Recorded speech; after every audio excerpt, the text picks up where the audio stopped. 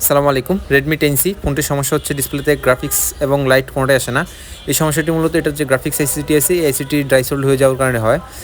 এক্ষেত্রে এটার graphics ICT পরিবর্তন না করে এটিকে রিবোলিং করে দিলেও কিন্তু এই কাজটি হয়ে যায়। আমরা মাদারবোর্ড থেকে গ্রাফিক্স আইসিটি খুব সুন্দরভাবে উঠিয়ে নিয়েছি। এই মুহূর্তে আমরা মাদারবোর্ডটি ভালোভাবে ক্লিন করে নিলাম। এখন এটার যে গ্রাফিক্স আইসিটি আছে এই আইসিটিকে আমরা সুন্দরভাবে রিবোলিং করে নেব।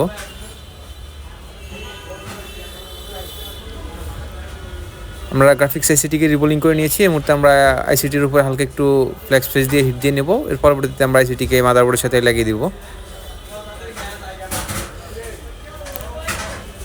এই মুহূর্তে আমরা এটা আইসিটিকে মাদারবোর্ডের সাথে সুন্দরভাবে লাগিয়ে দেওয়ার চেষ্টা করব।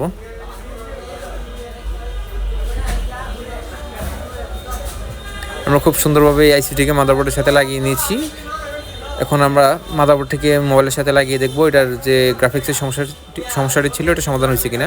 আলহামদুলিল্লাহ আমাদের মোবাইলের মধ্যে কিন্তু লাইট এবং গ্রাফিক্স দুটোই চলে আসছে। এই ধরনের ভিডিওগুলো আমরা প্রতিনিয়ত আমাদের পেজে আপলোড করে থাকি। ভিডিওটি ভালো লাগলে অবশ্যই পেজটিকে ফলো দিয়ে পাশে থাকবেন। আসসালামু আলাইকুম সবাইকে।